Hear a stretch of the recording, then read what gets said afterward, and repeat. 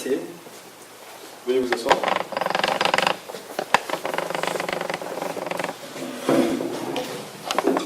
Donc, si j'ai bien compris, vous recherchez un emploi dans notre entreprise, Peugeot, C'est ça. en tant qu'ingénieur pour la réalisation du nouveau modèle de voiture.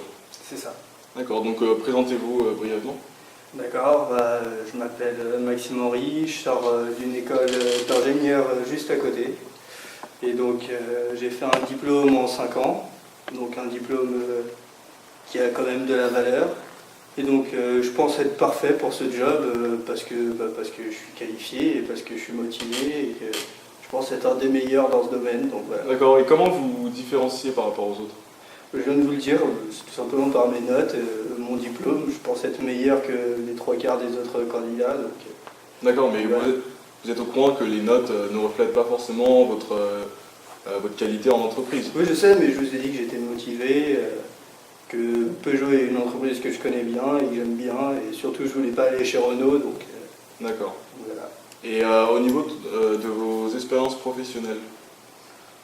Pas grand chose, j'ai juste fait un stage chez vous, chez PSA, il y a quelques temps, et j'aimerais renouveler l'expérience, mais avec un contrat définitif. D'accord.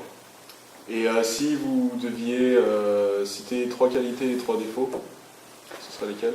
Je pourrais citer que des qualités, je pense pas avoir de défauts, mais je pense d'abord être perfectionniste, organisé. Donc pour vous, Ponctuel. perfectionniste, c'est une qualité? Oui. D'accord. Très bien. Et au niveau de la rémunération, donnez-moi une fourchette de salaire auquel vous... Bon, j'aurais dit entre 35 000 annuels et 60 000 annuels net. D'accord. Et pour votre premier emploi, du coup? Oui. D'accord.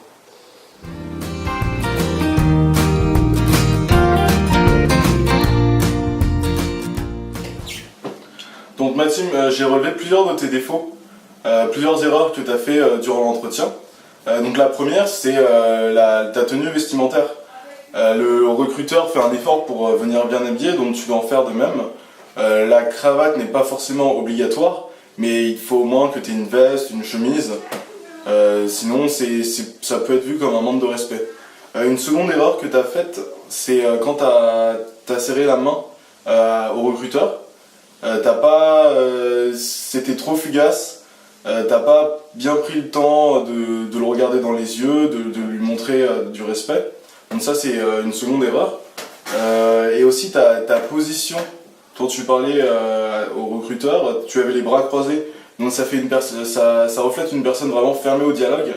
Et ça donne pas envie de te recruter en fait. De plus, tu t'es aussi beaucoup éloigné de la table. Il y avait peut-être 50 cm d'écart entre ta chaise et la table. Et donc, encore une fois, je te conseille de vraiment te mettre bien devant, occuper l'espace, montrer que tu es présent. Ça peut que être bien vu. Ensuite, tu as demandé.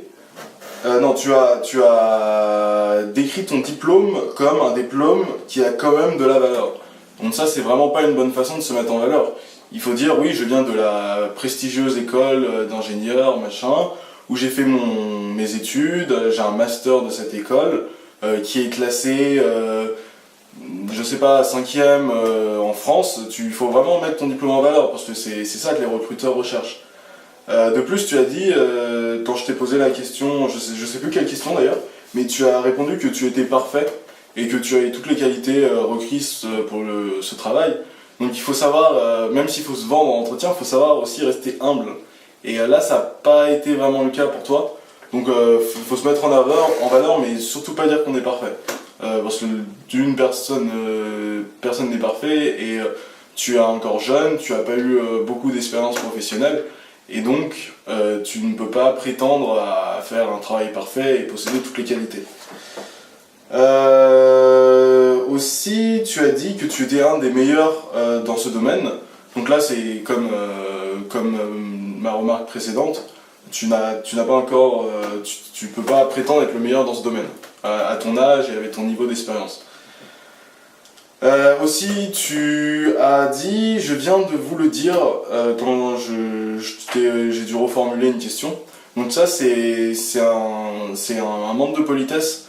Il va falloir que, même si tu as l'impression de te répéter, le formuler d'une façon différente, mais surtout ne pas prendre ton interlocuteur pour un imbécile en fait. Du coup, donc ça, il va vraiment falloir qu'on travaille tous les deux là-dessus. Aussi, tu as insinué que tu postulais à cette offre car c'était un choix par défaut. Tu as dit, je ne voulais pas aller chez Renault. Donc là, ça fait vraiment la personne qui a choisi cette entreprise, oui, bah, par défaut justement. Et donc ça, c'est pas bien. Il faut justement que tu montres ta volonté de travailler dans cette entreprise, que tu as envie de t'investir, que tu es ultra motivé. Et c'est là-dessus aussi qu'il va falloir qu'on travaille encore.